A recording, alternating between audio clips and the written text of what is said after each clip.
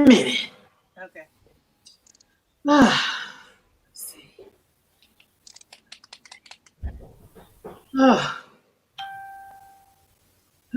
Okay, we getting another. Okay, we live on air, family. Oh, hold on, family. I gotta mute my Okay, here we go. Bam. All right, y'all. We live. I just had to mute my computer. And so y'all know how this go. I'm going to be when somebody's not talking, I'm gonna put this on everybody else on mute. Or you can mute yourself if you know. That way you can want to. We can hear you. Can you hear her? Can't hear you. You're not muted. Can y'all hear me?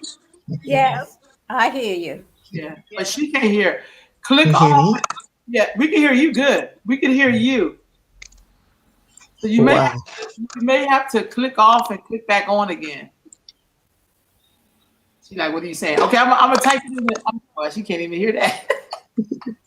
Oh, I know. I got it. Okay, hold on. Restart. Let me tell her to restart. You got it? You hear us? I can hear you now. Okay. So what I was before we get started, welcome to African Spiritual Conversations. What I was going to say to you all is that when somebody's talking, you probably should mute your or I can mute it for you. It's up to you, so that we don't hear whatever that little feedback is. I'm not exactly sure what that is yet, but yeah, I don't know what that is, y'all. So we're gonna get started today. First of all, everybody checking in. How y'all doing? That's what I should be asking y'all first. I'm wonderful. fine. How you doing? Yeah, it's wonderful. How about you?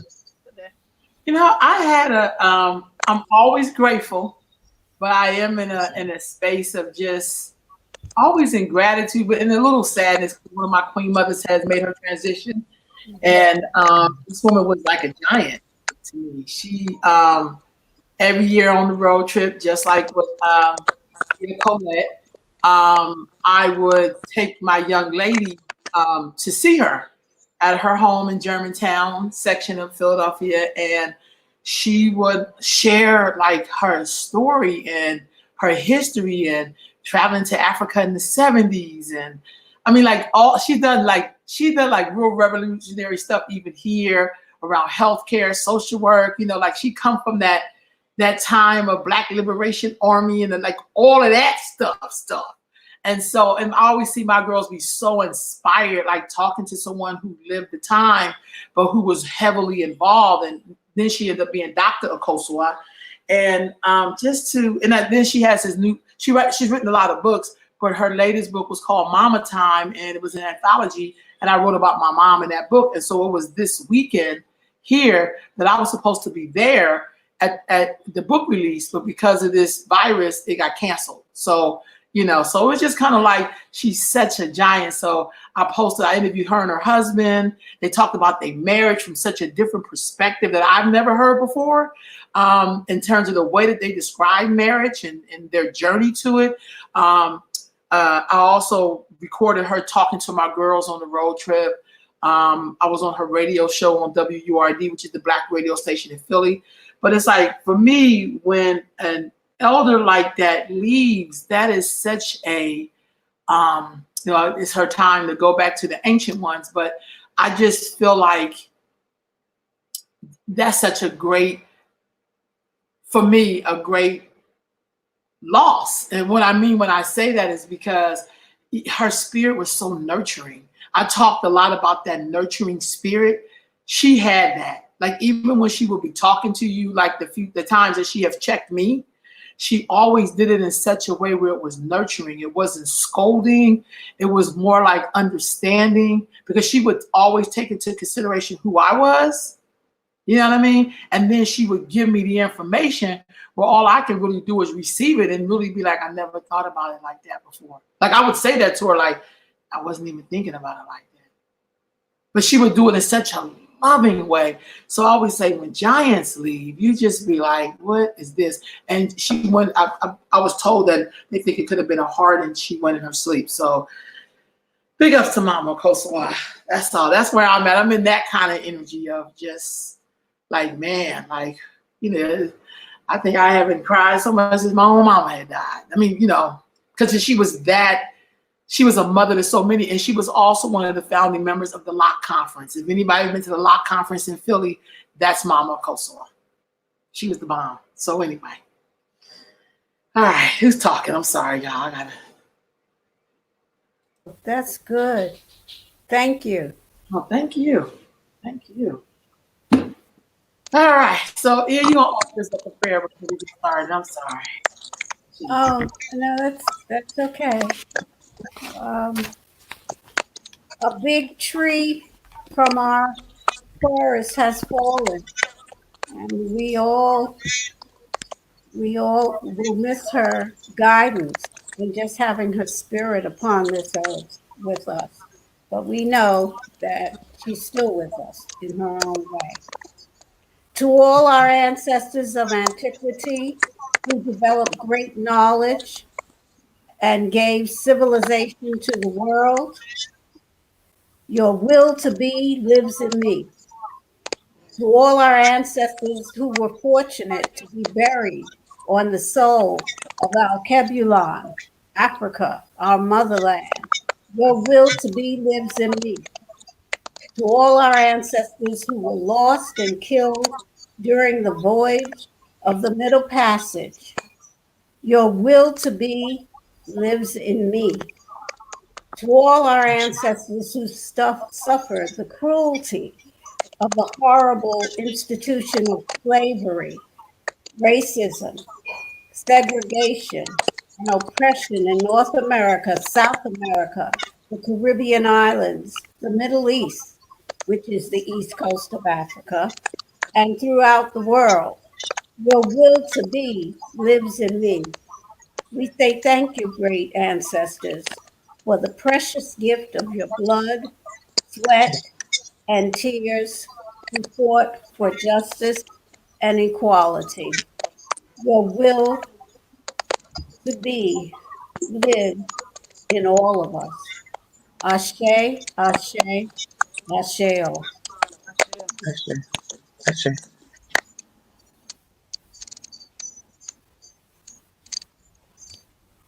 Okay, I was muted. So today we are going to maybe first start off a little bit by talking about um, what are elders and why are they so important in this spiritual tradition.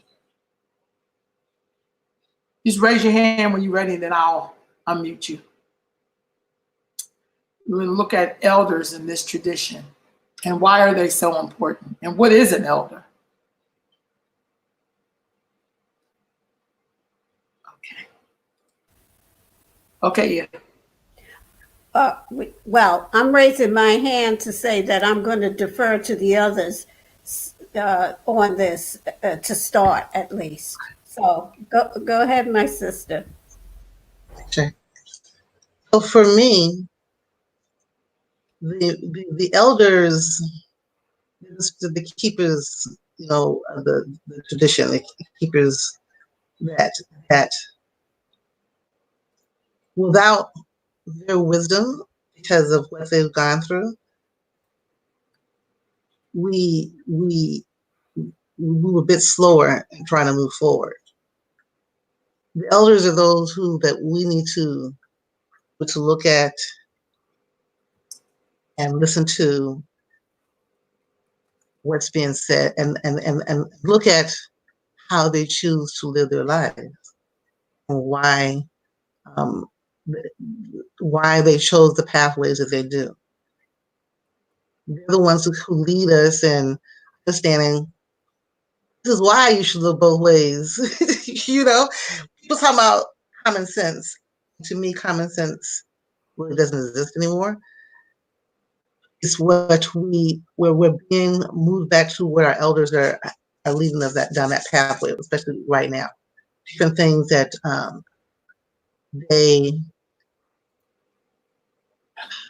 wisdom that they impart about just how their lives live. Why did they do what they do? And the little sayings and stuff that we hear, they can explain to us why that's being said. Kind of leads us back.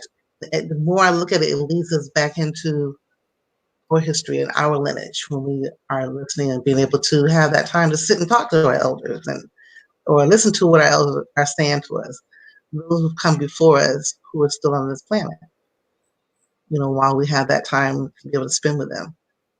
So that's what I looked at when your the sister you were talking about who's passed, that you had the fortune of being able to be in her presence, because you learn a whole lot, and they're meant to be with you during that time that they're with you, and that, it's wonderful that when we are able to understand that that's an opportunity that we have. Um, yeah. Anybody else want to build on to that? Is that you, Ifa boy? Yes, ma'am. Okay, go ahead. Um, elders. So I see elders as an anchor. So if we talk about the ancestors as being kind of the root of a tree, then the elders are what holds the tree in place to give you an understanding of what has happened before you got here, the context for your own creation, which is important because um, it explains a lot of, you know how you could walk into a room where a bunch of people are talking and you don't have no idea what's going on. That's kind of what being born into the earth is like. It was a whole bunch of conversations that started, situations that started before you got here. And your elders are your key to navigating a lot of what happens in the earth. You know what I mean? Because through their experiences, they're clear about what happened before you got here, but also a lot of what's happened since you've been here. And so they can help you to contextualize your life and what you have to deal with. Because sometimes we look at a situation and it can be very volatile, and we're more like on the nose with our solutions because we don't have a lot of experience to draw from. But if you have access to elders to rely on to give you counsel um, when you encounter something like that, it can also help you to be less volatile, help your life to be less volatile. They help to anchor you um, because um, I, I'm trying to, you asked for a definition of an elder, and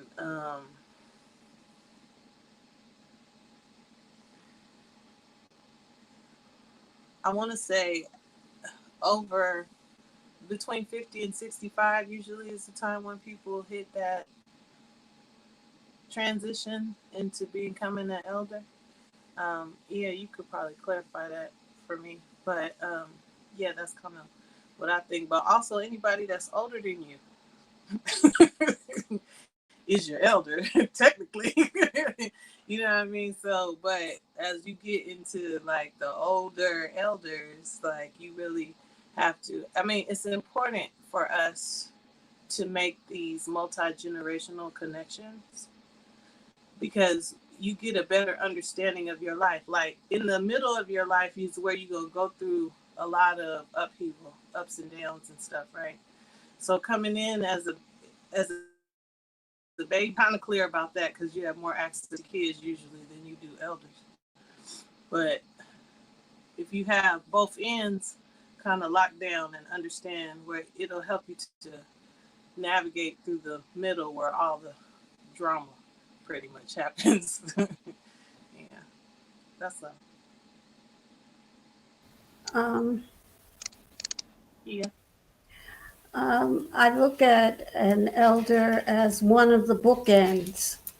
On one end, we have the baby that's just reincarnated into this third dimension. And on the other hand, we have the elder who is preparing to return home. And so they act as bookends for the for humanity. I also look at an elder as the link from her elders who have gone on, ancestors, to those who are coming after her, um, or him. And also, when we're talking about this tradition, be it Lukumi, we're just talking about African spiritual systems and traditions, they're oral. And so the elder has that story from 19, for me. Uh, well, I'm not going to give you years, but anyway, that story from years and years ago when the fifth dimension came out with "This is the dawning of Aquarius." I don't think any of the rest of you were around, but I was around. Um, so, or other things that happen. So it's that link that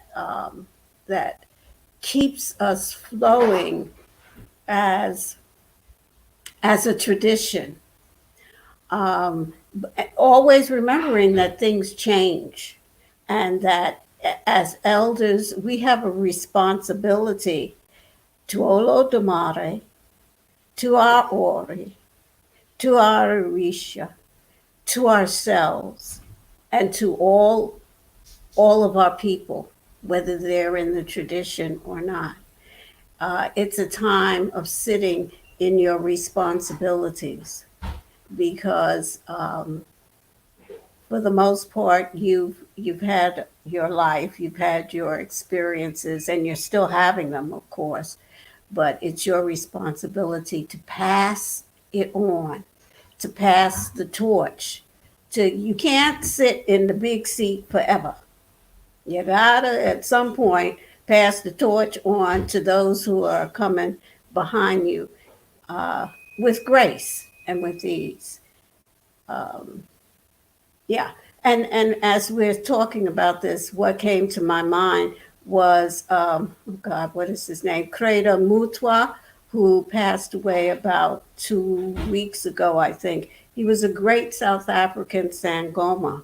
And if you're talking about a tree, the tree of an elder, um, and that tree falling with tremendous, tremendous knowledge, spiritual knowledge, that was him. He was a powerhouse. So I give praise and honor to Kreda Mutwa. Now unmute yourself.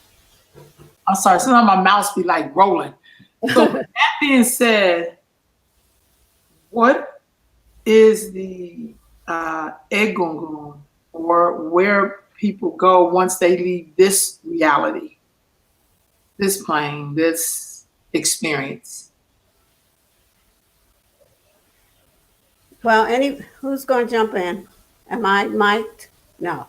Okay. Boy, there's so much meat there.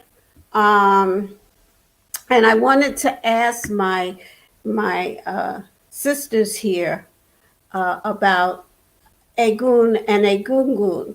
I was taught that the Egun are your immediate family, your lineage. I won't say immediate, your lineage, your family, your blood.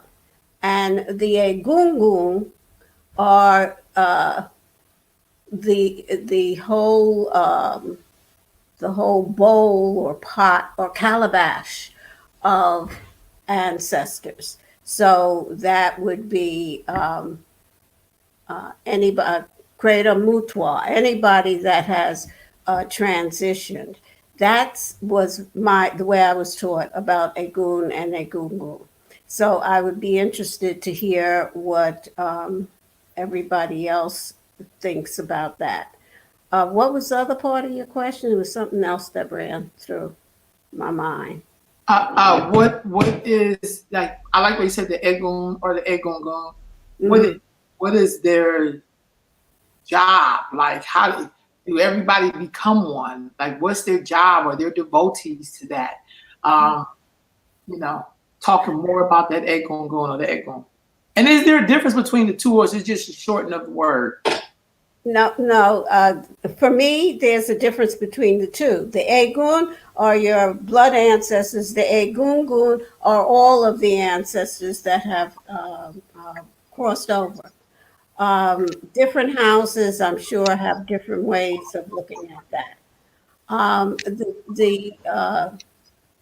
Hmm. The job of the Agun, that varies. There's not just one job. It depends on where they are in their journey. When you first transition, you're busy. You were just like when you just came out, you were reincarnated into this dimension as a baby. You someone looked after you. You had to learn how to walk. You had to learn how to eat. You had to learn and get your earthly legs going. Like you get your sea legs, you get your earth legs going, and you grow. Well, when we transition, you all to Arun, you also must get your spiritual legs back. And for some people, it takes a while, and some people get stuck. They're stuck in between where they're supposed to be, the spiritual world and the material world. And they need our help in order to get unstuck and to elevate. That's the work that we do when we go to our altars. So, for some of us, that's the work that's done when we go to our altars. We elevate our ancestors. And when we elevate our ancestors, we elevate ourselves as well. Um, and I'll let somebody else. All, all I wanted to say when you were talking and making that point, it reminds me of one of my favorite movies called Coco. And there's a scene in Coco where the guy is, I don't know if y'all see it's an animation. So I was watching this with my little nephew. I was crying hard. And he was like, he just thought it was a cute cartoon because at the time he was like 3 or something. But there's a scene when a guy was drinking and he was basically saying, if nobody remembers me, and this is when he had already crossed over. So he was already a spirit. So he was drinking at day little, it's the day to day, whatever. And he said, if nobody remembers me, I would just fade like away. Like I just would like cease to exist. Because the guy he was talking to, he was saying, he was basically trying to get him to understand it is so important for your living relatives to remember you. And that's why they put your picture on the altar. And that's what he was scrambling for so that he wouldn't disappear into like the stars. Like you just kind of, because nobody remembered him, and then he had turned his little drinking glass over, then he like faded away. When you see the cartoon, they explain to me ancestors almost so good, like a child would really understand the concept. It wasn't deep, it wasn't heavy, it just made sense. And that was from a Disney movie called Coco, which is like one of my favorite films. Like I just couldn't even believe I even slept on that film. But I was sitting up there like, this is ridiculous. My little nephew was like, don't cry, it's okay. But it was so beautiful, the way that you could explain ancestors that a child would understand. Mm-hmm. Anybody else want to build on Egon Gum? Let me know. Okay. Bam. Go ahead. Um, the other little piece of Egungun is one of the other little pieces is the masquerade. Is also known as Egungun. Um, and I made some notes so I could remember.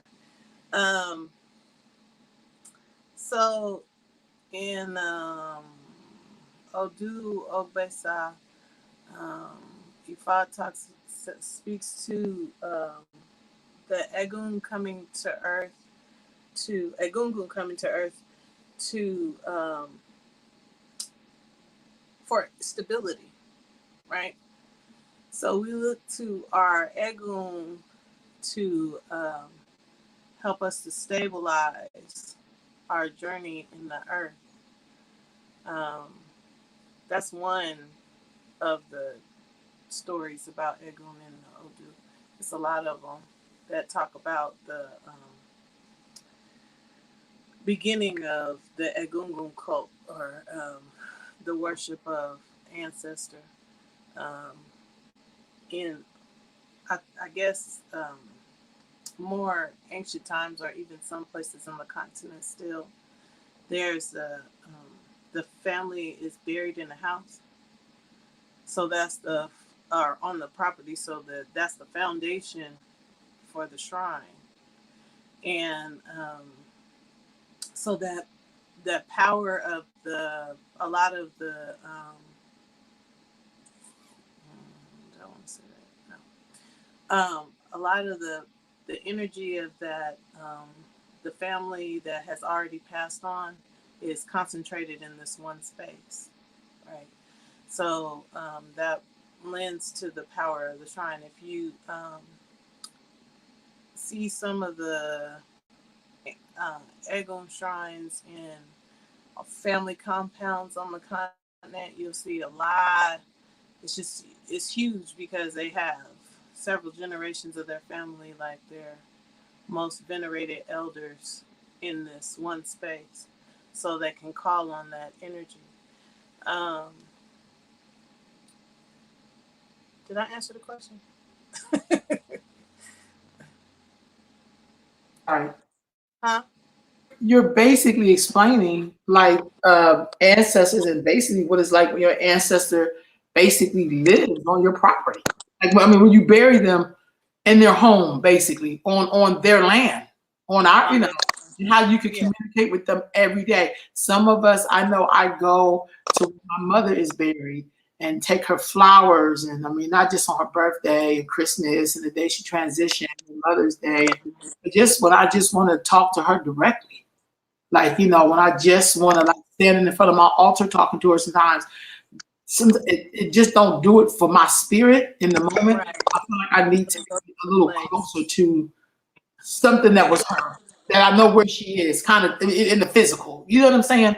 Yes. So you explained that so well. In the South, in certain places of the South, like at my one cousin's house in North Carolina, his grandparents are buried because the property they own On the right there in the back. Huh? Yeah. They, it's something that we used to do historically as African people. Now, in the States, we have some limitations with that, right? Because there's cemeteries, other things. But one thing that I wanted to say is it's like a covenant, right? A shrine is like a covenant between the person whose shrine it is and the energy that they want to connect with. So whether that's Agun or Norisha, but it's a concentrated, consecrated thing or space that gives us the ability to connect. It's already been established that that's what you come to that space for. An altar is more work because we have to we have to bring the ashe with us to the altar, but we also have to begin to build that relationship. Well, I think for us being so far removed from ancestor worship, and I say so far, but it's whatever, however many generations we've been in the States, um, away from home, we have to reestablish that. So it's not like we're gonna start burying our family in the living room. It's just that we're gonna have to make sure that there's a place in our personal space, like in our homes, that we can go to and create that connection. Because I really, I'm exploring this idea of community egungun shrines, because I think in some places I have had this idea that we can build like a matrix of um, ancestral energy in the States, because because there's some we have hot spots as Black people. Mississippi is a hot spot. You know what I mean? We know that Black people have violently died there, but we also know that there are Black people who have lived past 100 years in that same space. That's a hot spot for us. Chicago, DC, Allentown in California was an all Black town. My grandmother is buried not far out of there, but to begin to go into these spaces and build Egungun shrines and begin to have festivals, we can then reestablish the stability in our own community, in our own lives. And also, people take individual responsibility for their particular bloodline and lineages and create those in their own homes. But I think that it's an important step that we can make to support each other in community. I know it's not an easy throw, but I do think that is something that we should think about. I think that makes a lot of sense. Anybody who's build on that? I think that makes a lot of sense. I really do. I really do. I also want to say I remember growing up in my own house with my family, seeing above our fireplace, or we've always had pictures of just elders, and you couldn't sit living people were on that part of the of where those pictures were, which is where my grandmother would be or my great grand, like those people, or somebody who would be right there. And whether my mom understood that not as a gungun, they were right there. That's how a lot of us recognize people. Yeah, it's giving homage. And also in that Bible, right? That old family Bible where you write down all the names. Yep. Like, if you could find that Bible for your family, you'll have several generations of your family, to call out. We have emblems that you get as a part of your Gungun rites, and even as devotees, you can have things. But I also I think it's also important for us to focus on the connection, like where we put our attention, and also how we look at things and how we process what we go through in life, to begin to bring in that idea of Egun, that our ancestors are there to support us in everything that we go through. I think we'll find that we will feel more secure even, and which is a big part, especially for women. Our emotions is a big part of our spiritual evolution. I'm done. Right on. Anybody want to add on to that? You gave a great explanation for that. That just made so much sense. So if someone is an Egun devotee, how do you, not without giving away too much, but how would you know when you're with someone that's an Egun devotee? Like, do they go through rites? Do they go through training? Or I mean, that's just one thing. And then the other thing is, if you have an ancestral altar, some people were just led to set up there. That's also like you just remember when you were growing up, seeing something like that. And then as you got older, I was always taught this: when you do an altar, the earth is the altar. So you try to have the elements that the earth would have on it. Like I was taught about it kind of simply. But could y'all expound on that just a little bit? With those two, who wants to go? You're already unmuted. Okay. Yeah, I'm gonna use it because I was gonna say something a little while ago, but no worries. In regards to the altar, you were asking about the shrine. Is that what you're asking about? Because my experience has been when I first got involved with like what Baba was on a different kind of level of understanding stuff. The Gungun shrine was one of the first ones that he put together with me, and we never really differentiated between, say, Egun and Egungun. I've always just heard the term Egungun, and just in my own experience, so it was interesting to hear that explanation from Mia. And that when people transition in Nigeria, what I've seen is that people, their, that person is buried on the property, like at the front door, where when you walk in, you are acknowledging your Egungun as you're coming in, because that's, like you said, that's their foundation. That's where they were. That's where whole spiritual energy is. So like, so when you were going to a visit Baba's mother's home, she's there at the front door. At Baba's house, his father is there at the front door. Everyone knows that is the acknowledgement. You'll see different items there, to give praise and things to Gungun there. And like y'all said, that when we are transitioning to America, and I'm from Memphis, and so your family plots are at the church in the country where your folks went to. It's just that's just where it is. Last time I visited, so I hadn't been there for a while. Your family, you don't even have to worry about where you go and whatnot. This is where you can come. Because like having that connection is important. And so I love that, that you were saying, Ifama on the Egungun coming together. So when we say collectively Egungun, we're talking about all of us when we're doing our prayers. We are, asking that our collective Egungun come together to help us for whatever thought we're dealing with, whatever issue we might be going through, whatever a person's needing. So that strength and joining Egungun together is really powerful. The Egungun shrines that I've visited in Nigeria, and like the one that was on Baba's compound, it was like the power you could feel as a female standing outside that shrine. That they have a whole house that's just Egungun, and when description is given in regards to how much is put on that, over the years of the prayer and the rituals and things that are done to keep that power going with um, care. The vibrational energy you get from that is like it's like you can feel that energy.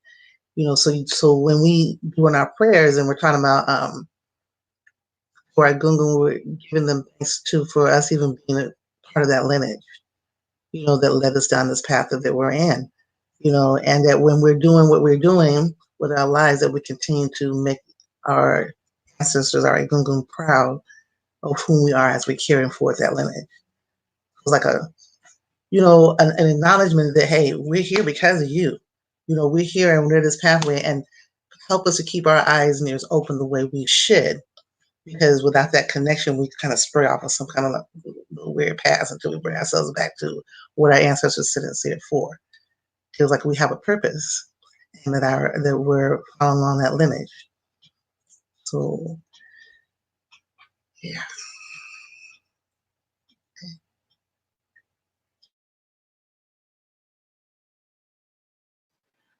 What about in terms of building your ancestral altar, and what elements should be on there? And yeah, let me just start with that, because what I was going to ask is I've seen people look at other people's ancestral altar and tell them what they should not have on it, not knowing that that item belonged to the person who was an ancestor.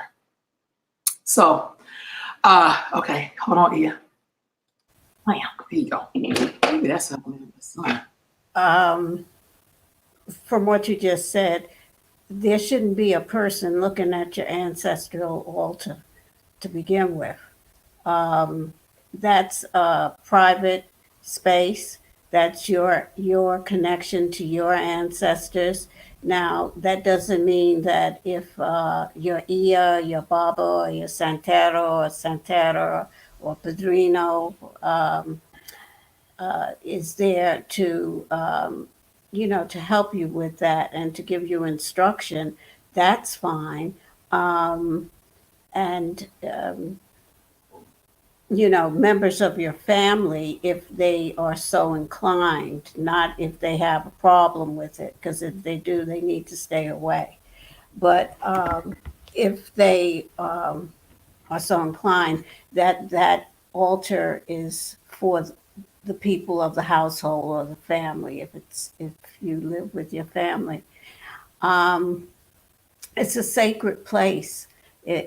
So if someone comes and they do comment on your altar, and they're not um, your Baba or whatever, uh, don't mind their business. No,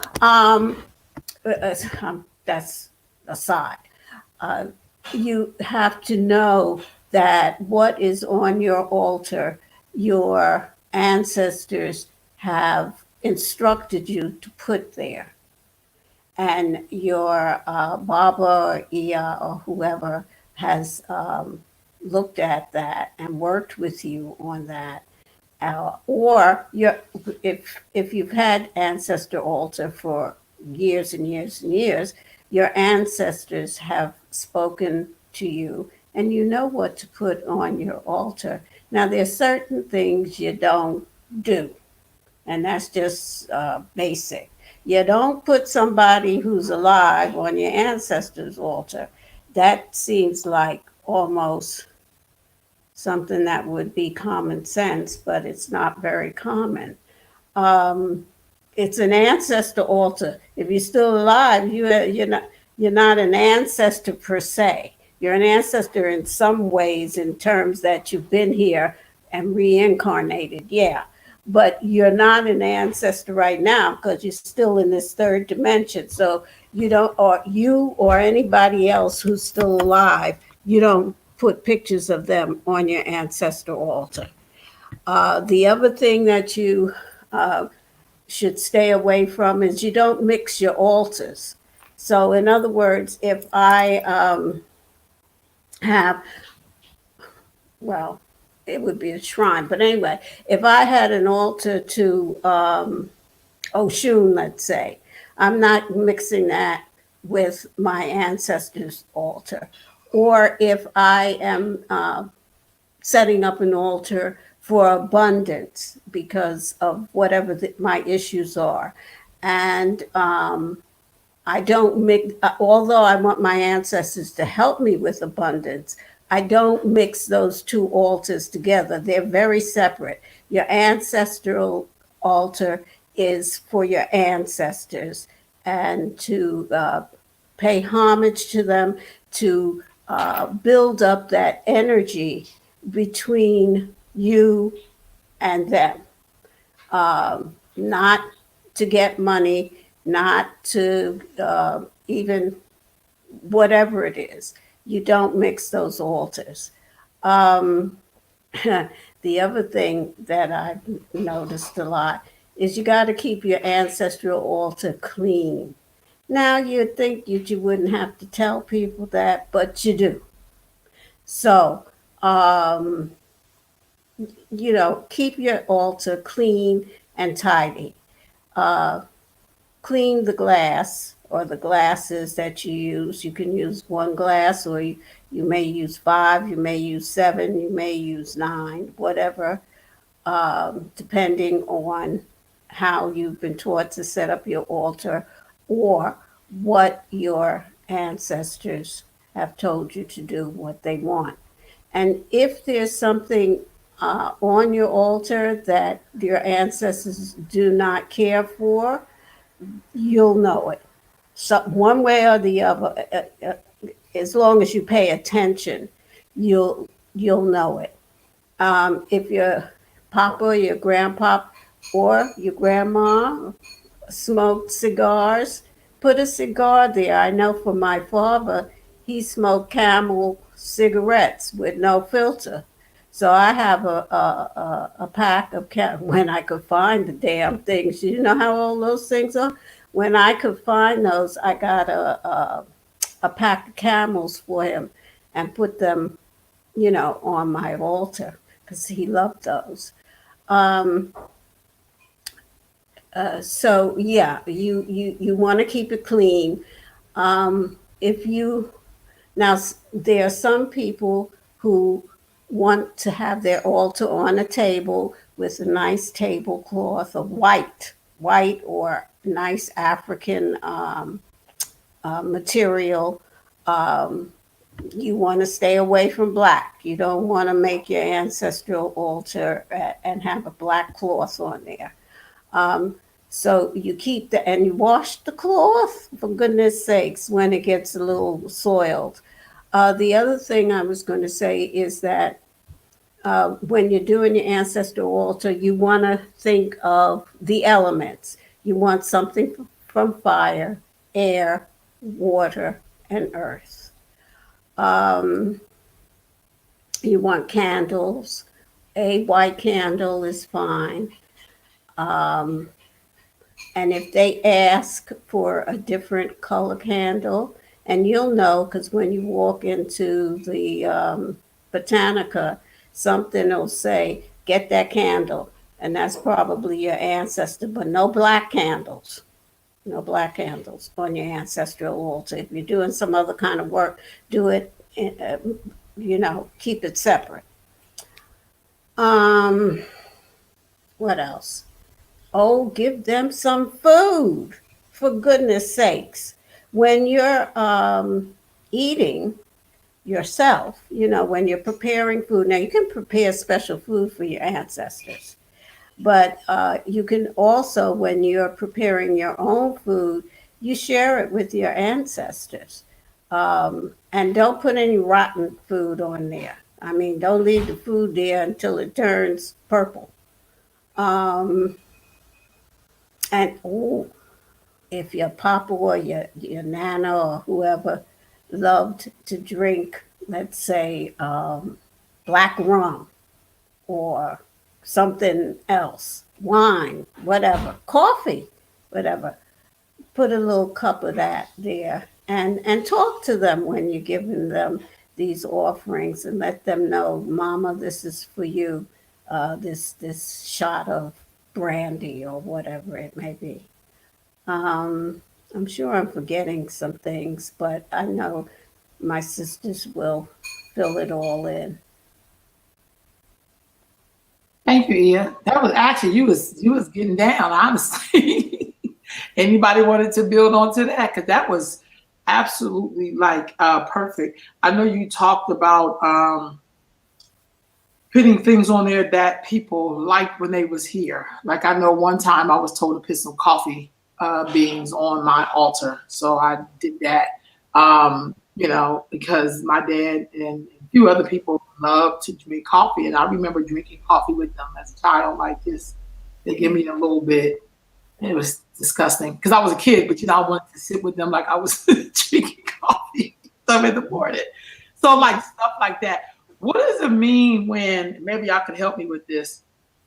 When in the middle of the night it smells like someone's cooking in your kitchen, but ain't nobody in your kitchen and nothing's been moved. But you like, I'm not cooking nothing. But like what is that?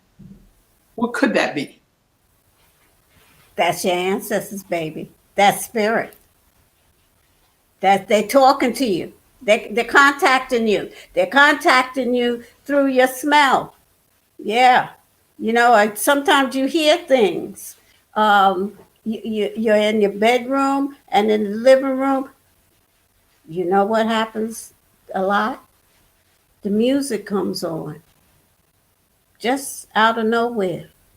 Now, yeah, I know we have these technical things and those things, but sometimes um, they're contacting us and they're letting us know if it's great. If you smell, oh God, I remember this so well. If you smell your grandmother's rice and peas, my grandmother made pigeon peas and rice like nobody else. And you smell that? I smelled it. I wanted it so badly. I went all over Vegas looking for some damn pigeon peas and rice. And I ended up making it myself. But you smell it. You can sometimes you even hear things in your kitchen, especially if that's where your family congregated and you all were really into cooking and being in the kitchen, and somebody would have their cigarette and the other person have their drink, hopefully. And then, of course, it was always the person there that got a little wassy, a little drunk. But that's okay and messed up the food. but that's okay. And you smell that? You can smell that? Oh my God, that's your ancestors saying, baby, we're here, we love you. And if you're going through anything, I go in the kitchen and I talk to them because I love the kitchen or wherever it may be. Sometimes you see them, you see something go across and you say, what was that? And then the next day or 3 days later, you're not paying attention. Pay attention to me. I'm here. So, yeah, there's a very thin veil between the dimensions. The veil is very thin. Sometimes it gets even thinner. But some people can step between veils, you know, um, when you have visions, sometimes, when you astral travel, all of these things, you're stepping between the dimensions. And this is not the only place where we exist. We exist in several. This is not really wrong word. This is not reality. Really, this is not really reality. Um, we're getting a little metaphysical and esoteric here, but it's not. It's remember the Matrix? Well, we're in the Matrix, and we're doing the best we can. And we black folks have our traditions, and thank God for that. I thank Olo Damare for that. Right on. No, I think that's the part that sometimes draw people in. Nicole said, "Wow, what do you do when that happens? The smells from the kitchen often." And you said you go in there and talk to them. Hmm. Yeah. I know I refer to my grandmother, but it's my mama, my aunts, my uncles. They used to roast a whole. I know this isn't right, but bear with me. My uncle used to roast a whole pig, and every New Year's Eve it would be a whole pig with the apple in the mouth. And boy, was that, I know it's a pig and it ain't clean and all that, but that was some good eating. And we would all be there. So if it's around Christmas time and I start smelling that pig, that whole pig, and then you have all the different liquor all around, and this uncle is having this drink and this cousin is having that drink, and those good times, that's your ancestors talking to you. They're letting you know we're still here. And those times that we had, that's building that that cements our relationship. And we want to talk to you. We're here. Talk to us. Acknowledge us. Does that ever happen through children? Because I know when I look at some of my nieces and nephews, I swear I'll be looking at my mom, or I think I'll be looking at, just I'll be like, oh my, you see the way? This is really short story. My niece, who's now grown, when she was a kid, she was so funny. But she was born the same day my mother was making her transition to the next. So I remember I had this thing when I was a kid where I hated ironing my clothes. I was classic for being wrinkled. Like my mother used to always get on me about ironing my clothes. Like it was just like I had this thing about ironing. And I remember one day my niece was probably, my mother had already transitioned. My niece was like maybe about 5. And I remember I came outside and my niece stared at me and she said, "You're not gonna iron that?" And it was in that moment I said, "Oh my God, this is my mother." Mm-hmm. That's what my mother would be like, "Londa, you look like Rinkety Dan." Like I don't even know who Rinkety Dan is, but he existed. I don't know who Rinkety Dan was, but my mother would be like, "You're gonna look like Rinkety Dan." I was like, "Who is Rinkety Dan?" Because I you know how people come up with these sayings, but do you ever find sometimes in children in particular or babies when you look at them, it's like, oh my goodness, like it's you. Mm-hmm. Has that happened to anybody? No, that just can't be me. Of course, yes, of course. That's why we see children and we say, this old spirit here. You know, you can look in their face and tell they're old spirit, but then in your own personal family, yes, that happens because we do reincarnate, you know. So, and your niece, that was your mama saying, "Hey, look here, you know better than to go out there in them wrinkled up clothes. Take that thing on. How else would your niece knew?" I I can't. swear it would be like looking at my mother like, oh God, let me go iron this shirt. Like, Mm, oh God, let me iron these pants. Like, you know, and I would know it, but it's like she would just show up and she would do like this look. And that's how my mother would do. She would do this look like, why do I have to say this to you? mhm. Like, okay. I'm gonna go iron these clothes.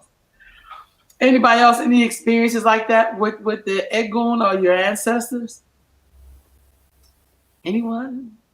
'Cause I got stories for days. All right, I see your hand. Hold on, let me get to it.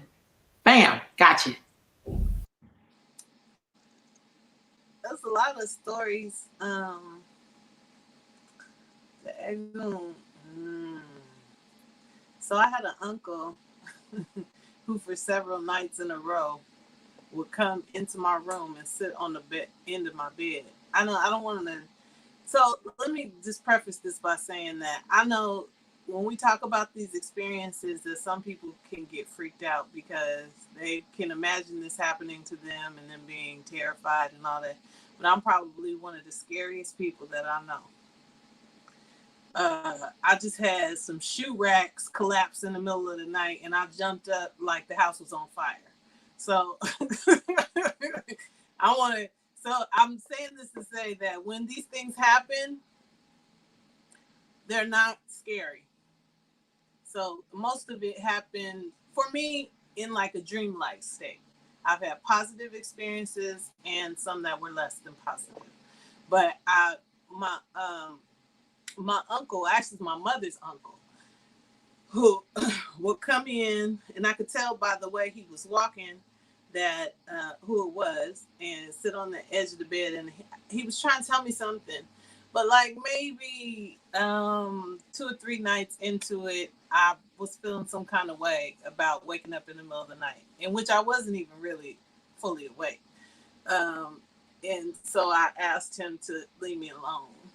I was really young. I was really young. I don't think I would do that now, but that was like in the beginning of my journey into the tradition, and I was having a lot of things like happen. I was dreaming a lot. That's another thing. Your ancestors will speak to you through your dreams. So you get a lot of information on your dreams. And I know a lot of times people tell you to keep a journal by the bed so that when you wake up, you can write down what happened, because sometimes it takes a while for you to figure out the significance of what happened in the dream, because it is a dream and things don't happen like they do in physical life or whatever. So, and the jump scenes and all these different things happen, but it's good to keep a diary of, and there are some priests now who are specifically studying how your ego speaks to you through dreams. Um, but yeah, that's a huge thing for me is my dreams. Um, my grandmother visits me a lot in my dreams.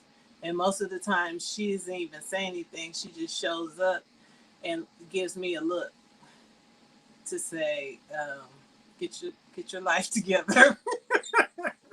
Or, whatever the case may be. If I'm stressed out about something, sometimes she give me comfort. And I remembered when this started happening to me, my mother telling me a story of when she was a teenager and she had never met her grandmother, and she was crying. Something had happened that upset her, and she was laying, she said, on the couch crying and wishing that she had a grandmother. Like, she's like, I really want someone that I can talk to and who can be on my side, basically, is what you're looking for when you're looking for a grandmother. And she said she cried herself off into sleep, and when she was feeling like she was waking up or coming out of it, she felt her grandmother sit on the edge of the couch and just to comfort her. Just the presence just comforted her. She said that's the only experience that she. Of course, my mother is a Pentecostal minister, but this was her experience, right? She's still a very mystical woman in spite of herself. She can't help it. But yeah, so that was one of the things that she told me that story when I was really young. So as I got older and got into the tradition, like I already had a sense that these types of things happen. And so it's nothing to be spooky or afraid of. Yeah, and it is a kind of metaphysical experience. And when we talk about reincarnation happening in your bloodline, so you're gonna always recognize people that was here before. That's another reason why your elders are so important, because they can point out to you, similarities. They saw the person that already made their transition, and then they see this one coming in, and they're like, "Oh, okay, I know who that is." So that happens a lot. You muted. Right on, right on. Anybody else? Anybody else? I personally feel inspired when I hear stories like that, or even the stories that I've experienced. I just feel like it helps to make us understand how closely we are connected to what it is that we need. That's like when you go to a Oh, funeral. I want to thank Ia for bringing up the veil, because that's a big part of it. It is. It's thinner sometimes than others, and then if we think of it like that, then it makes sense that it pierces sometimes, and we get a glimpse. We get to experience the other side. So when you say veil, that is a metaphor for what? For between the physical and the spiritual, between the material and the spiritual, so that your ancestors are. It's not physical. I mean,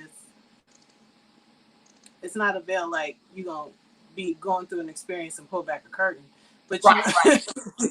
but in order to, yeah, you get a peek into the other side, and then also your ancestors have access to you.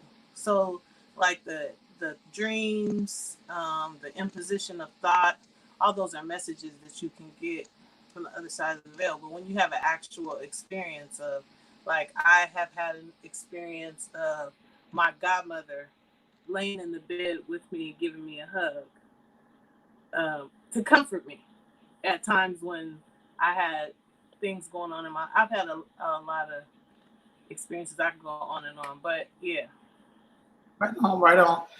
What does it mean to be veiled in? No, because I've heard that expression as well. When they say this person nailed it, this person, anybody ever heard that before? I haven't. Oh, hold on, yeah. I'm sorry, what you say? I haven't heard that. Are you saying veiled? VEILED? Veiled it, like there's something over them, or they Oh, are. you mean when they're born? Yeah. Oh, yeah. Well, I had that. I was born with a veil. Yeah. What does that mean, though? It's a film that, yeah, when you come out of your mother's womb, you have a lot of what's it called, stuff on you. And but one of the things that some people have is that um, I can't think of the word that I'm looking for, but it's that um, stuff over your face, and they call it a veil. Um, I don't want to use the word mucus, but all of the fluids and stuff that come out with your baby. Um, and for some people, it's a little heavier and it's a little more pronounced than it would be normally. So yeah, I I had all three actually because I was breech. I had the veil, and I also had the umbilical cord wrapped. Now, I don't know how that happened, but I guess I came in here kicking and screaming. And so I got myself all entangled and everything else. But here I am. So our closing statements from you all would be, what is the best way? What is the best way we can communicate with the Egungun or the ancestors? What are your suggestions for that? And who's going first? Okay. Through prayer, because no matter how you're setting up your altar, your prayer, your spiritual energy has to be there. Because while some have the really nice altar that, yeah, describes, some of us have very, very simple, I mean, really simple altars where it's a certain way, and it's like your focus is just in that connection to make sure that you're doing correct. Because you know your elders aren't going to let you stray too far off to the wrong side if you're giving that prayer to your ancestors, you're asking for their guidance. Because they know, they can see what we cannot see.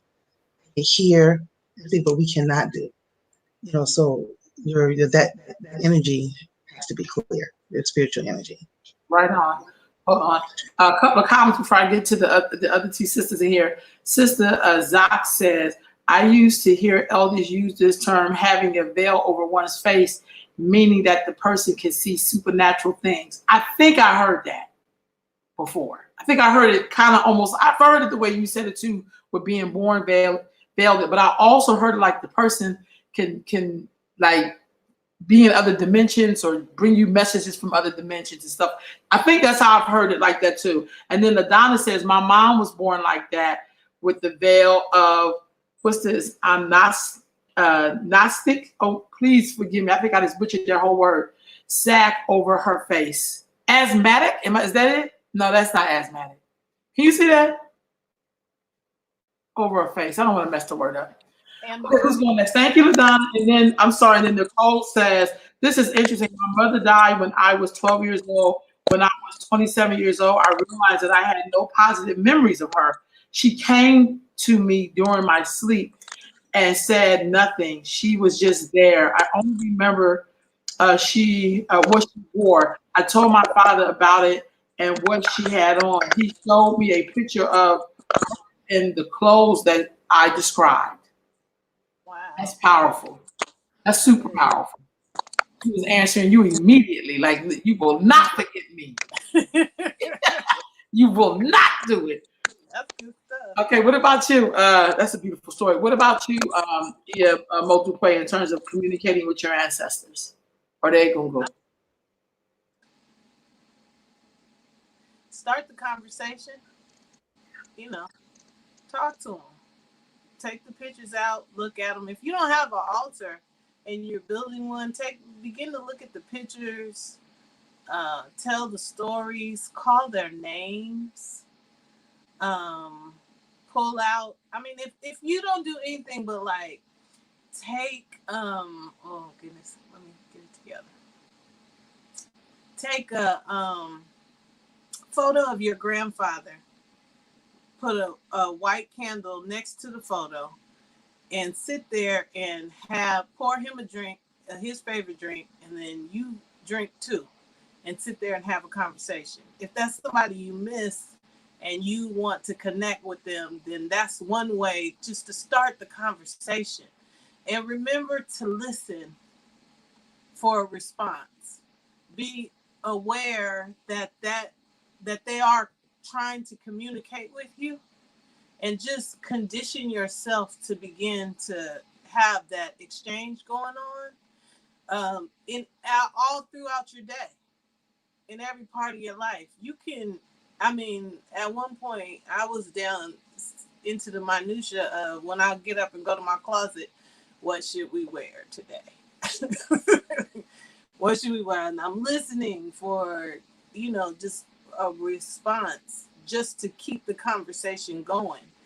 Um, you you'll get called into a deeper relationship. You'll be called into whatever rituals are necessary for you. You'll feel the tug of that. Those people will begin to show up. What you'll notice is an increase in serendipity in your life. Things will just happen. You'll have be thinking of a question, and then you'll wake up, somebody call you and give you the answer. You'll be thinking of having a conversation with somebody, you'll have a conversation with them in the dream state. I mean, these are just things that just happen as you begin to just have the conversation, call their names, get the things that they like, just like Ia said. And as you can set up your ancestor table altar and go deeper, but start with wrapping your mind around the conversation. And one thing that helps with the listening is to be aware of your character. Like if you can practice having a gentle character, it opens you up for that relationship to increase and for you to thrive because of it.